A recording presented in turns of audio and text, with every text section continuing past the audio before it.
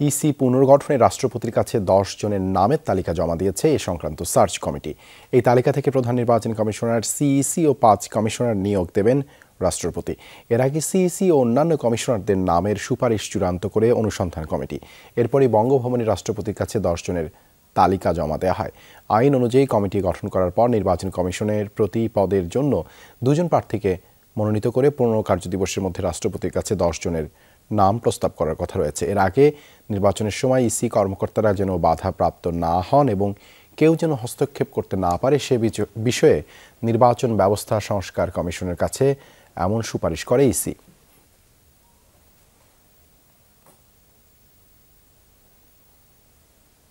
আমাদের আইনের প্রয়োগটা কিন্তু আসলেই পুরোপুরি হয় না। আইনের প্রয়োগ করার ক্ষেত্রে যাতে নির্বাচন কমিশন, নির্বাচন কমিশনাররা, নির্বাচনী কর্মকর্তারা কোনো ধরনের অন্য কোনো কর্তৃপক্ষ দ্বারা যাতে বাধাগ্রস্ত না হন। আইন কানুন বিধিবিধানকে আরও শক্তিশালী করা দরকার, আরও কার্যকর করা দরকার। কমিশনের ক্ষমতা এবং কমিশনের কার্যকারিতা কিভাবে বাড়ানো যায় সেগুলোর ব্যাপারে তার পরামর্শ ছিল অভিজ্ঞতার আলোকে। কোনো সরকারের সাংবিধানিক অধিকার নেই সংবিধানকে সংশোধন করার, এটা পারে একমাত্র পার্লামেন্ট, জানিয়েছেন ভূমি মন্ত্রণালয়ের উপদেষ্টা এএফ হাসান আরিফ। বুধবার সন্ধ্যায় ঢাকা বিশ্ববিদ্যালয়ের আরসি মজুমদার আর্টস অডিটোরিয়ামে সংবিধান প্রণয়নে জন অংশগ্রহণ, অন্তর্ভুক্তিমূলক গণতান্ত্রিক রাষ্ট্র বিনির্মাণের সংগ্রাম শীর্ষক আলোচনা সভায় এমন মন্তব্য করেন তিনি। হাসান আরিফ বলেন, নতুন সরকারের কাছে একটি খসড়া রিকমেন্ডেশন বা সাজেশন দেয়া থাকবে, তারা সেগুলো বাস্তবায়ন করবেন।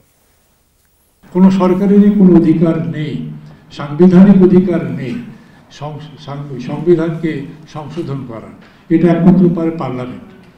আগামীতে যে পার্লামেন্ট গঠিত হবে সেই পার্লামেন্ট সংশোধন করবে।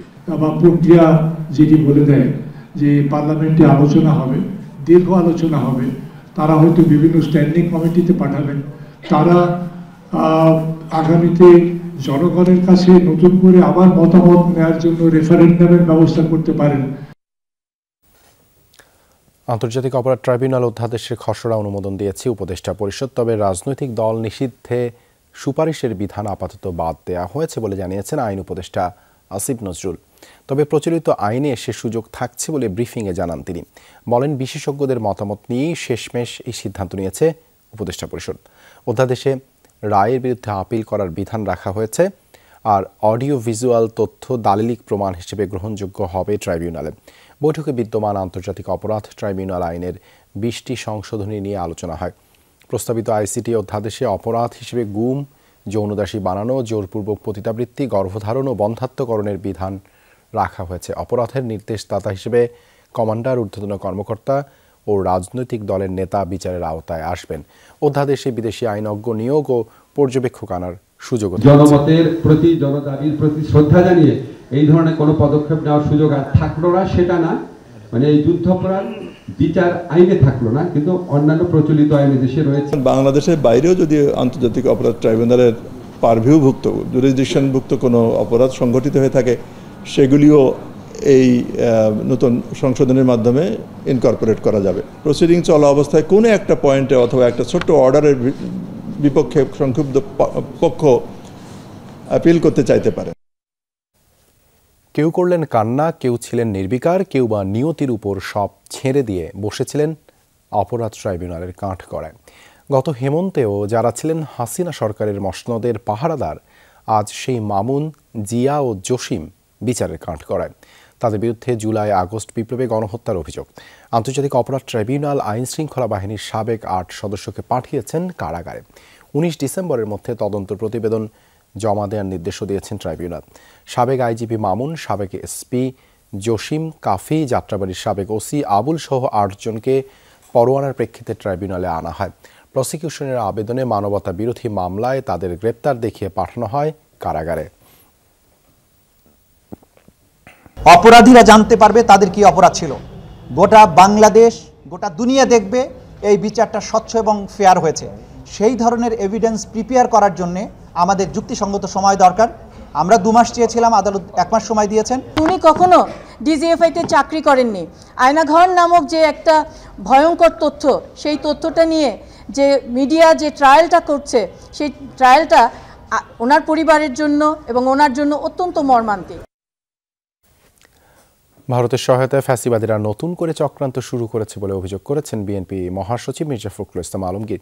ফেনীর ছাগলনাইয়ার জনসভায় যোগ দিয়ে মির্জা ফখরুল দ্রুত প্রয়োজনীয় সংস্কার শেষে নির্বাচন আয়োজনের আহ্বান জানান। বুধবার দুপুরের পর বিএনপি মহাসচিব যোগ দেন ছাগলনাইয়া আদালত মাঠে বিপ্লব ও সংহতি দিবস উপলক্ষে আয়োজিত সমাবেশে।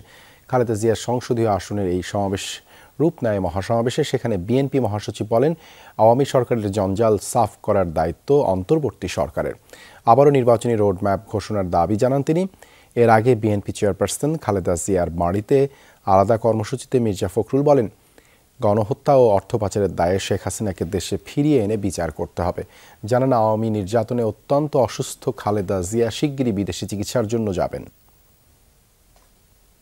যারা হত্যা করেছে, যারা মানুষ খুন করেছে, যারা অন্যায় করেছে, দেশের আপনার সম্পদ নষ্ট করেছে, বিদেশে টাকা পাঠিয়ে দিয়েছে, তাদেরকে অবশ্যই হাসিনা সহ সকলকে নিয়ে সেখানে বিচার করতে হবে, তাদেরকে শাস্তি দিতে হবে পরিষ্কার করে। আর জনগণ সিদ্ধান্ত নেবেন যে তারা কাকে তারা রাজনীতি করতে দেবেন, তাদেরকে দেবেন। রাজধানীর সায়েন্স ল্যাবে ঢাকা ও সিটি কলেজের শিক্ষার্থীদের মধ্যে সংঘর্ষের ঘটনা ঘটেছে। এতে বেশ কয়েকজন শিক্ষার্থী আহতের খবর পাওয়া গেছে, যাদের মধ্যে ৩১ জনকে নেওয়া হয়েছে ঢাকা মেডিকেল কলেজ হাসপাতালে। সংঘর্ষের কারণে বুধবার বিকেলের পর থেকে ওই এলাকায় তৈরি হয় ব্যাপক যানজট। ভোগান্তিতে পড়েন নগরবাসী।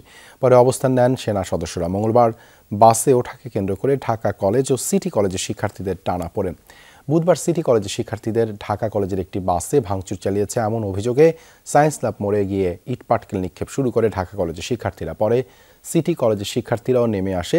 শুরু হয় ধাওয়া, পাল্টা ধাওয়া আর ইট পাটকেল নিক্ষেপ। সংঘর্ষ নিয়ন্ত্রণে চেষ্টা চালায় পুলিশ, পরে যোগ দেয় সেনাবাহিনী। এদিকে রাতে এক বিজ্ঞপ্তিতে সিটি কলেজ কর্তৃপক্ষ অনিবার্য কারণে বৃহস্পতিবার সকল ক্লাস বন্ধের ঘোষণা দিয়েছে। একটি স্টুডেন্ট হিসেবে আমরা মনে করি এই 3 কলেজের অধ্যক্ষ যারা রয়েছে তারা বসে এটার একটা যৌক্তিক সমাধান করা উচিত। উপর থেকে দেখে ঢিল ছড়ে, নিচে থেকে দেখে ঢিল ছড়ে, এই স্বাধীনতাকে আমরা চেয়েছিলাম 24-এর মানুষের কাছে। আমার এই প্রশ্ন, এই রাস্তাঘাট বন্ধ করে হচ্ছে জ্যামজটের কারণে আমাদের সাধারণ মানুষ যারা আমরা আছি আমাদের অনেক সমস্যা হচ্ছে। মানামানি হইলে তো আমাদের সাধারণ জনগণের তো অনেক কষ্ট। গাড়ি গুড়ি বন্ধ হলে আমরা যারা বাসে চলাফেরা করি 10 টাকা 20 টাকা ভাড়া, তারা তো রিক্সা 100 টাকা ভাড়া দিতে পারবো না। হাইকোর্টের নিষেধাজ্ঞার প্রতিবাদে রাজধানীর দয়াগঞ্জ ও আগারগাঁওয়ে বিক্ষোভ করেছে ব্যাটারি চালিত রিকশা চালকরা। দয়াগঞ্জের সড়ক অবরোধ করে রাখে প্রায় 2.5 ঘন্টা। হাইকোর্টের নিষেধাজ্ঞা অনুযায়ী অটো রিকশার চলাচল বন্ধে বুধবার সকাল থেকেই কঠোর অবস্থানে ছিল পুলিশ। এমন খবরে রাজধানীর দয়াগঞ্জ মোড়ে অবস্থান নিয়ে বিক্ষোভ শুরু করেন চালকরা। সরে যাওয়ার অনুরোধ করলে পুলিশের সাথে বাক বিতণ্ডায় জড়ায় তারা। এক পর্যায়ে ঘটে সংঘর্ষের ঘটনা। আহত হয় এক পুলিশ সার্জেন্ট।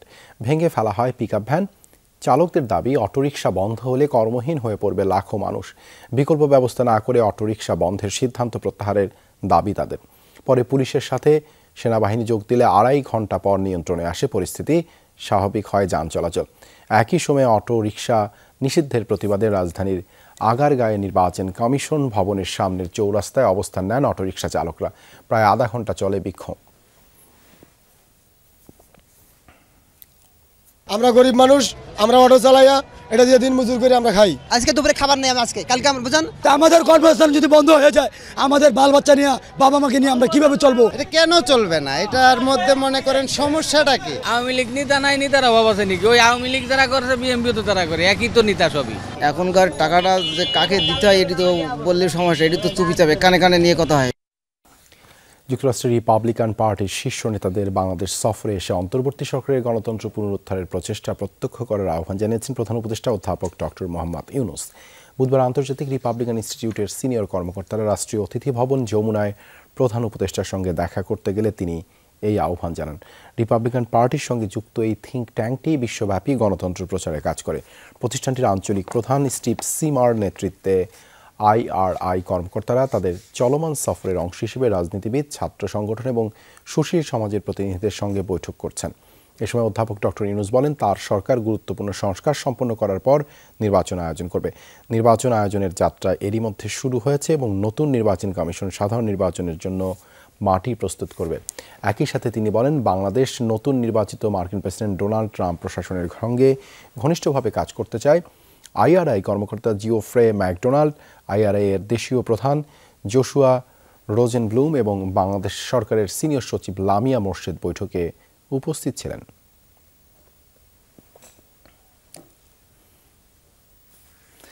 ঢাকা বিশ্ববিদ্যালয়ের অধিভুক্তি থেকে বের করে 7 কলেজকে একটি সমন্বিত প্রাতিষ্ঠানিক রূপ দেওয়ার চেষ্টা চলছে, জানিয়েছেন শিক্ষা উপদেষ্টা ওয়াহিদ উদ্দিন মাহমুদ।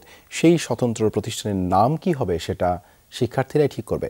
শিক্ষা উপদেষ্টার এই বক্তব্যের সময় শিক্ষার্থীরা হট্টগোল করলে তিনি জানান, এইচএসসি পর্যায়ের শিক্ষার্থীরাও কলেজগুলোয় থাকবে।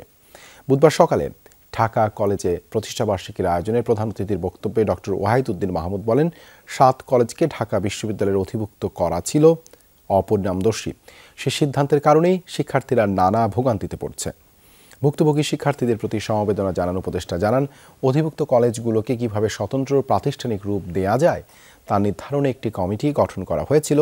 সেই কমিটির কাজ প্রায় শেষ পর্যায়ে। অন্তর্বর্তী সরকারের মেয়াদ খুব অল্প, তাই দ্রুত কাজটি শেষ করতে চান বলেও উল্লেখ করেন শিক্ষা উপদেষ্টা।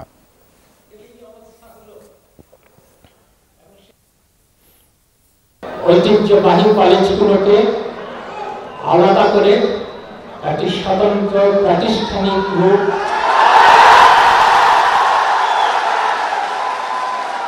কিভাবে দেওয়া যায়, আমরা একটি বিশেষজ্ঞ কমিটি অতি শীঘ্র করতে যাচ্ছি সর্বোচ্চ স্তরে, যারা এই কলেজগুলোর একত্রিত একটা প্রাতিষ্ঠানিক রূপ দেবে।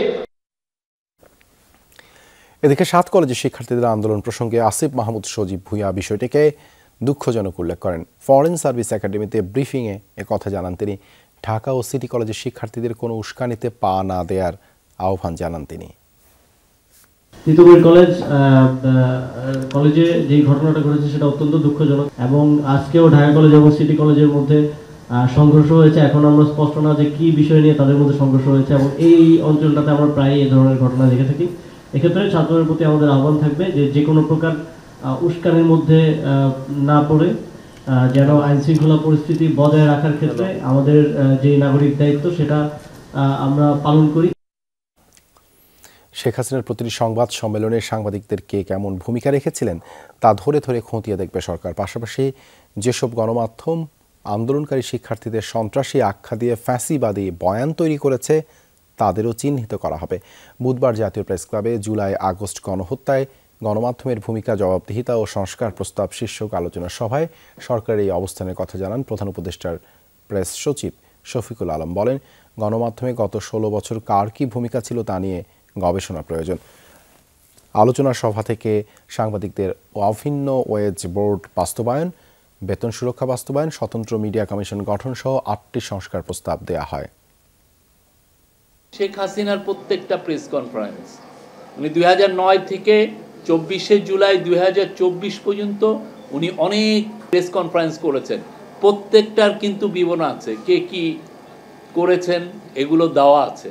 তো আমি সবাইকে ইনভাইট করব, এগুলো নিয়ে আমরা সিরিয়াস কাজ করি।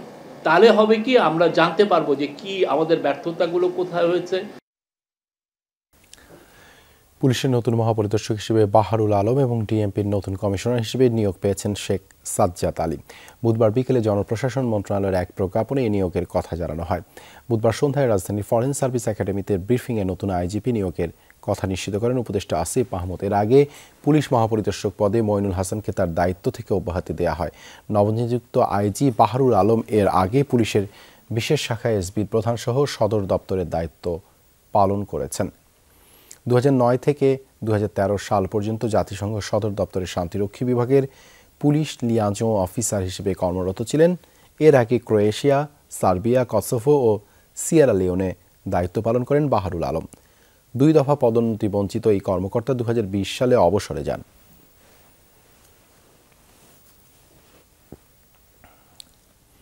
এদিকে পুলিশের আইজি ও ডিএমপি কমিশনার পদে বাহারুল আলম ও শেখ সাজ্জাদ আলীর নিয়োগে অসন্তোষ তৈরি হয়েছে। বর্তমান কর্মকর্তাদের বাদ দিয়ে বঞ্চিত বিবেচনায় অবসর থেকে দুজনকে পদায়ন করার বাহিনীতে দেখা দিয়েছে হতাশা। এছাড়া 111 এবং আওয়ামী লীগ সরকারের আমলেও তারা সুবিধাভোগী ছিলেন বলে অভিযোগ আছে, মনে করছেন বিশেষজ্ঞরা। এই ধরনের বিবেচনায় যদি পুলিশের মতো প্রতিষ্ঠানে নিয়োগ হয় তাহলে সেটা কিন্তু আমরা যেই যে সংস্কৃতি থেকে সরে এসে নতুন বাংলাদেশের কথা ভাবছি, প্রত্যাশা করছি। ছাত্র জনতা যে আলো দেখাচ্ছে, স্বপ্ন দেখাচ্ছে, সেখানে সেই স্বপ্ন পূরণ কিন্তু সম্পূর্ণভাবে ধূলিসাৎ হবে। ঢাকার ধামরাইয়ে ট্রাক ও শ্রমিকবাহী বাসের সংঘর্ষে 3 নারীসহ প্রাণ হারিয়েছেন 4 জন, আহত অন্তত 20 জন। বুধবার রাতে কাওয়ালিপাড়া কালামপুর সড়কে এই দুর্ঘটনা ঘটে। স্থানীয়রা জানায়, ধামরাইয়ে গ্রাফিক্স টেক্সটাইলের একটি শ্রমিকবাহী বাস খারগুড়তা এলাকায় পৌঁছালে ইটবাহী ট্রাকের সাথে সংঘর্ষ হয়। এতে ঘটনাস্থলেই মারা যায় 3 নারী শ্রমিক, তবে এখনও তাদের পরিচয় পাওয়া যায়নি। এ সময় বাস চালকসহ আহতদের উদ্ধার করে হাসপাতালে নিলে জাহাঙ্গীর নামের আরেকজন প্রাণ হারান। ঘটনার পরপরই পালিয়ে যান ট্রাক চালক।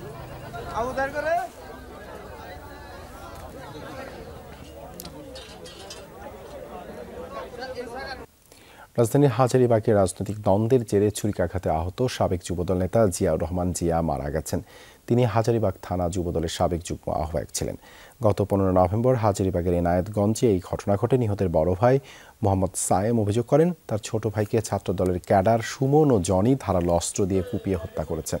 এ বিষয়ে জানতে চাইলে হাজারীবাগ থানার ভারপ্রাপ্ত কর্মকর্তা সাইফুল ইসলাম বলেন, গত 15 নভেম্বর হাজারীবাগ এলাকার একটি মারামারি হয়। এই ঘটনায় হাজারীবাগ থানায় একটি মামলা হয়। মাদক বিরোধী চক্র, তাদেরকে প্রতিহত করতে গিয়ে জিয়াকে অকালে প্রাণ দিতে হলো। আমার ভাইকে যারা মারছে তাদের বিচার আমি চাই। আগে একটা মারামারি হয়েছিল আর কি, মারামারিতেও খুব দিছিল। এই বিষয়ে একটা মামলা আছে ভাই, বিষয়ে একটা মামলা হয়েছিল, মারামারি মামলা। এটার ক্ষেত্রে 302 যোগ হবে আর কি, হত্যা মামলা নতুন করে নেওয়ার দরকার নাই, ওই মামলার ক্ষেত্রে 302 যোগ হবে। ব্রাহ্মণবাড়িয়ার বাঞ্ছারামপুরের সম্মেলন শেষে বিএনপি নির্বাহী কমিটির সদস্য তকদির হোসেন জসিমের উপর হামলা চালানো হয়েছে। বুধবার দুপুরে সম্মেলন শেষে ঢাকায় ফেরার পথে হামলার শিকার হন এই বিএনপি নেতা।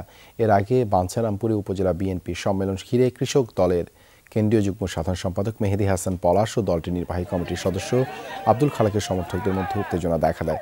সম্মেলনের প্রতিবাদে আব্দুল খালেকের সমর্থকরা সকালে সড়কে আগুন ও গাড়ি ভাঙচুরও করে। বিএনপি নেতা কর্মীদের একাংশের অভিযোগ, সম্মেলন শেষে বাড়ি ফেরার পথে সম্মেলন বিরোধীরাই হামলা চালিয়েছে তকদির হোসেনের উপর। বর্তমানে তিনি রাজধানীর একটি হাসপাতালে ভর্তি রয়েছেন।